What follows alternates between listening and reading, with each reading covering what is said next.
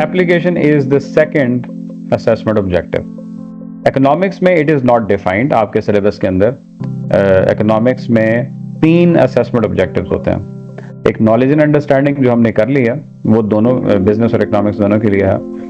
दूसरा बिजनेस में है एप्लीकेशन, लेकिन वहां इकोनॉमिक्स में एनालिसिस है, तो it is not defined in economics. लेकिन एएस बिजनेस में it is 30%।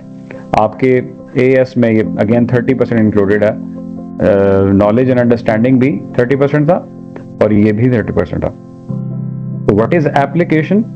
Application is using case studies और context specific details to show how a concept works in practice.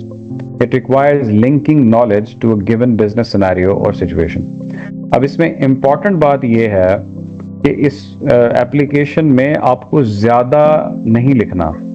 Application show करने के लिए कोई 2 लाइंस या 4 लाइंस और ऐड नहीं करनी, बल्कि अपने रिस्पॉन्सेज को क्वेश्चन स्पेसिफिक बनाना है, सिनेरियो स्पेसिफिक बनाना है, केस स्पेसिफिक बनाना है।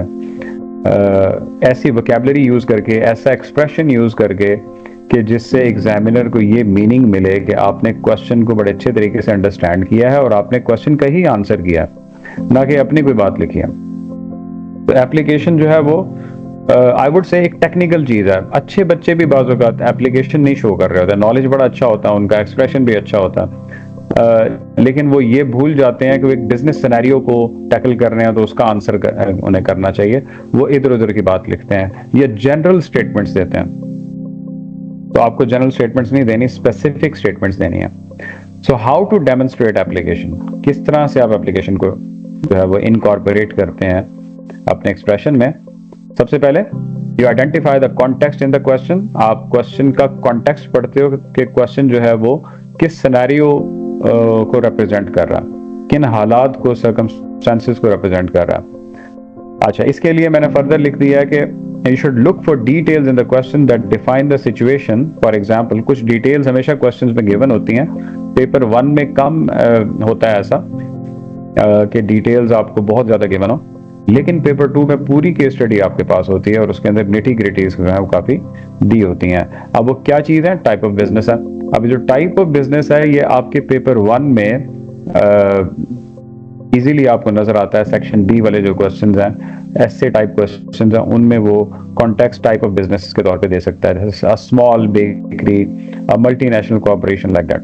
अच्छा, अब ये जब दे दिया उसने स्मॉल बेकरी या मल्टीनेशनल कॉर्पोरेशन, तो इसका मतलब है कि आपने इन्हीं से रिलेटेड आंसर करना है। अपने आंसर में, अपने रिस्पॉन्स में इनको रेफर करना है और अपना जो आपका रिस्पॉन्स होगा उसको मोल्ड करना है टाइप ऑफ बिजनेस के हिसाब से। नंबर 2, इसमें इंडस्ट्री या सेक्टर आता है, प्राइमरी, सेकेंडरी, लाइक दैट। जैसे रिटेल इंडस्ट्री है, टेक्नोलॉजी है, मैन्युफैक्चरिंग इंडस्ट्री है, इस तरह की कोई भी बात आ सकती है। तो आपको अगेन फिर मोल्ड करना है अपना एक्सप्रेशन जो है उसको इंडस्ट्री के अकॉर्डिंग। नंबर 3, चैलेंजेस और अपॉर्चुनिटीज। ऐसे क्वेश्चंस भी आते हैं जिसमें वो एक्सप्रेशन दे रहा होता है, एक पूरी स्टेटमेंट देता है कि बिजनेस कुछ प्रॉब्लम्स फेस कर रहा है, जैसे इंक्रीजिंग कंपटीशन फेस कर रहा है, न्यू मार्केट एंट्री फेस कर रहा है, लाइक दैट। तो इस तरह के चैलेंजेस की अगर बात हो रही है तो उन चैलेंजेस को आपको एड्रेस करना। ये एक टिप है basically, in order to stay relevant and focused on the scenario given. यानी जब आप क्वेश्चन पढ़ोगे उस क्वेश्चन स्टेटमेंट में आपने इस इंफॉर्मेशन को हाईलाइट करना और फिर इस इंफॉर्मेशन को बाकायदा एड्रेस करना है अपने रिस्पॉन्सेस के अंदर, तो you will be displaying application. समझ आ रही है बात?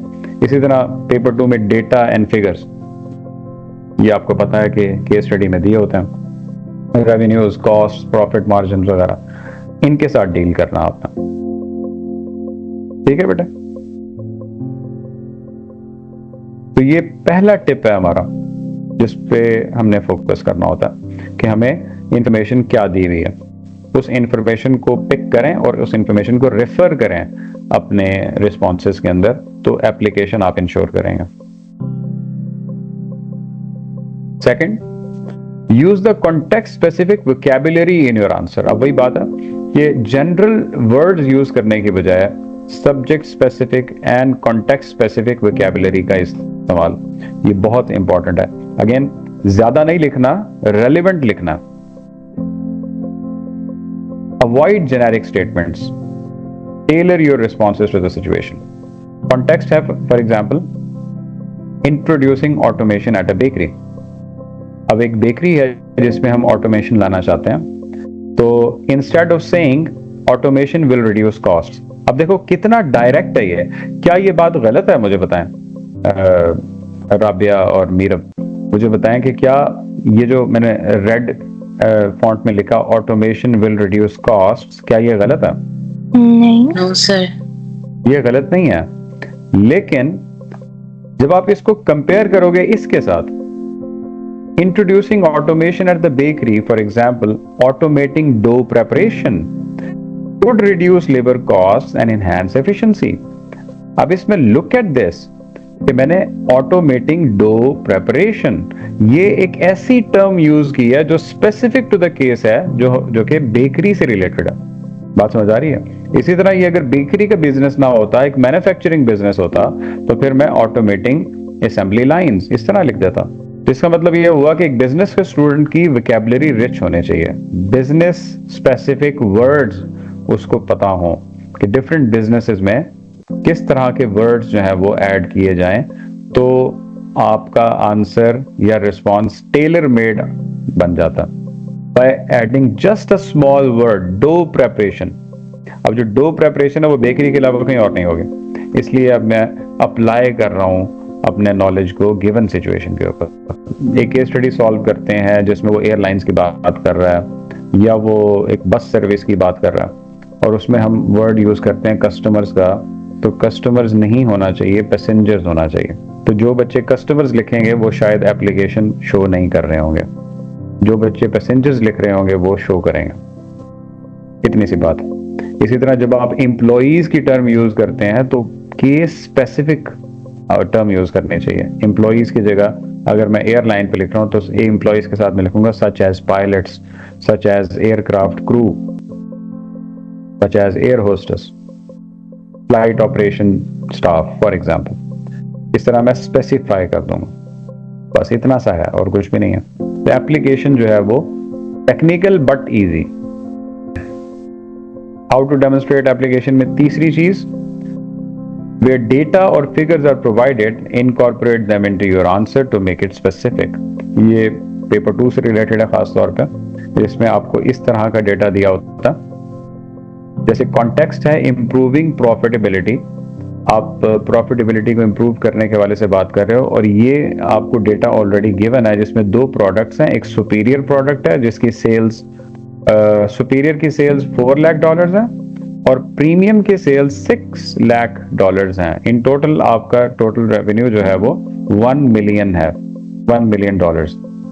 अच्छा, अब आंसर क्या है? हाउ टू इंप्रूव प्रॉफिटेबिलिटी, इस पर बात हो रही है, और हम सजेस्ट कर रहे हैं by focusing on premium product sales which accounted for 60% of the total revenue last year, the business can leverage its strength in high margin products to improve profitability। अच्छा, अब इसमें ये सारा स्टेटमेंट जो मैंने लिखा, ये हाईलाइटेड स्टेटमेंट को निकाल लिया जाए उसके अलावा, तो ये हाईलाइटेड स्टेटमेंट निकालने के बाद भी एक मुकम्मल स्टेटमेंट है। लेकिन जब मैंने इसमें रेफरेंस दे दिया 60% का, यानी इस प्रीमियम प्रोडक्ट को मैंने यहाँ पे रेफर किया, तो अब मेरा आंसर जो है वो केस स्पेसिफिक हो जाएगा और एप्लीकेशन इंश्योर हो जाएगी।